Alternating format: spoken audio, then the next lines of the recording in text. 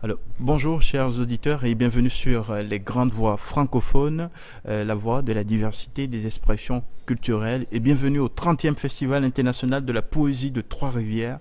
J'ai l'honneur de recevoir Madame Louisa Futuransky.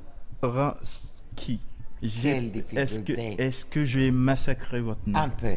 Je m'excuse, je présente toutes mes excuses. Alors Ensemble, nous allons. C'est Madame Louisa Futuransky. Ransky. Oui. Ok.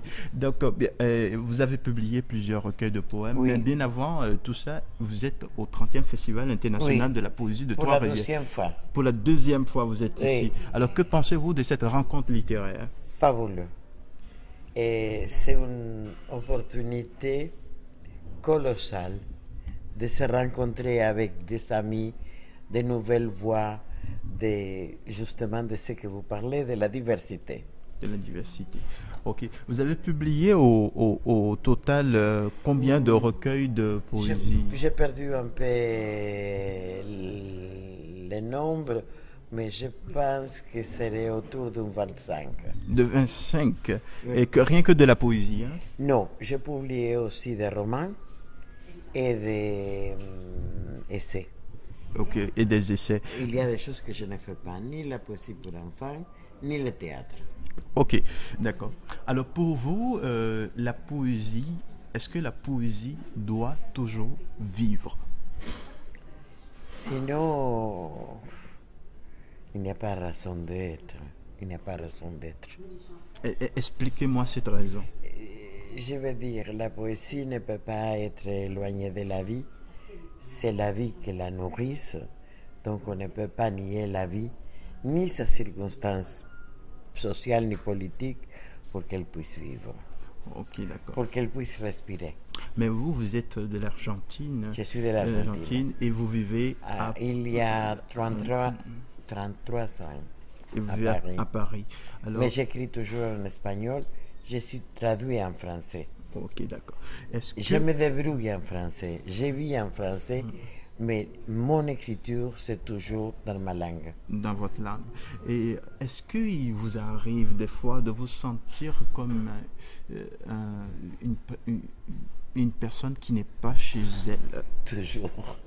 Pourquoi? En espagnol, on dit sapo de otro pozo. Ça veut dire comme grenouille d'un autre endroit, d'un autre lac. Voilà, ce qui vous amène à repartir des fois en Argentine? Non, je vis comme je peux, mais c'est un sujet qui vient toujours dans ma poésie. Quand je dis je vais chez moi, c'est quoi chez moi? C'est laquelle ma maison? Je ne le sais pas. Donc vous appartenez maintenant à cette au monde de la diversité culturelle. Et des marges. Je suis dans les marges de la culture française, mais j'ai fait une réflexion tout à fait qui me sert beaucoup, que c'est peut-être les marges qui ont permis de voir qu'est-ce qui se passe au centre. Alors, vous avez publié... Ici, au Québec, oui. cette année, un livre qui s'appelle Les sorties de Saorge, traduit par une Québécoise qui habite Montréal, qui s'appelle Nelly Roffet. Oui. Ok, d'accord. Donc, ici, je vois que nous avons 3 recueils de poésie. Du même auteur, qui Du est même mon auteur. ami, Ouais. invité aussi au festival, Ouais. qui s'appelle Claudia Schwartz, qui a publié mes derniers recueils. Ok, d'accord. Nous avons les orties de Saorge. Saorge. Saorge, c'est dans l'arrière-pays niçoise. Dans le livre original, ça s'appelle Les sorties tout court. Et on a mis Saorge parce que je l'écris à Saorge, que comme je vous disais, c'est l'arrière-pays niçoise.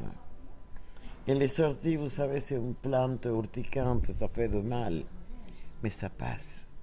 Et ce sont ça les tragédies de ma vie, de ma longue vie déjà, et ça passe. ça passe. Ok. Alors également nous avons ça c'est en espagnol. C'est en espagnol, oui. Orti, c'est le nom de la plante. Oui. Traduit en français, orti, comme vous l'avez. D'accord. Donc c'est vraiment beau, c'est publié par une maison d'édition, oui, le Léviathan. Le Léviathan. Oui. Et ici nous avons... Celui vient de paraître 7 mois-ci. Oui. Ça s'appelle peinture rupestre. Et comment est-ce qu'on peut faire un résumé de ça? Un résumé, c'est, vous savez, les peintures rupestres de l'homme primitif qu'on a trouvé les grottes de Lascaux et tout ça, ça c'est la peinture rupestre. Et mon idée, c'est que les blessures de la vie, écrites dans notre corps, dans notre visage, dans une nouvelle peinture rupestre. Et on porte notre peinture rupestre jusqu'à notre mort, comme un linceul. Et tous ces recueils de poésie sont disponibles ici au Québec, un peu partout dans le monde. Je ne sais pas, vous savez, la poésie, ce n'est pas un article de grandes ventes dans le marché.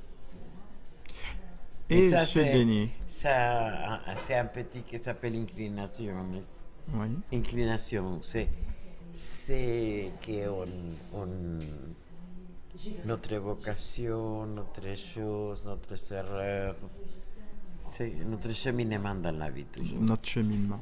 Alors, nous allons clôturer cette... et je voudrais faire mention de que on avait parlé de notre ami commun, Bernabé Lai, qui c'est un poète de Bénin comme vous. Qui habite juste à côté de votre maison.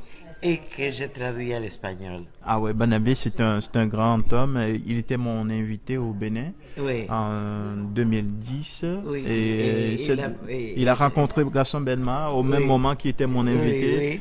Et dans la même année, il a été invité au Festival international de la poésie de Trois-Rivières.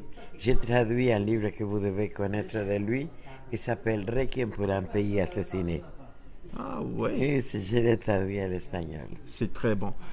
Ben, je vous souhaite un très très très bon festival. Voilà. Et également, je transmettrai votre salutation à notre Bernabé Lai. Voilà. Donc je vous remercie beaucoup. Et moi aussi. Et je vous souhaite un très bon festival, de fin de festival, et une bonne continuation. Au Bénin, à Paris, au Mexique, au Buenos Aires, un peu partout. Oui. Et donc, merci. Avec notre passion commune, que c'est la poésie. La poésie. Donc, merci beaucoup d'être venu sur les grandes voix francophones. C'était Madame Lucia sur les grandes voix francophones. On se dit à une prochaine fois. Merci beaucoup. Au revoir.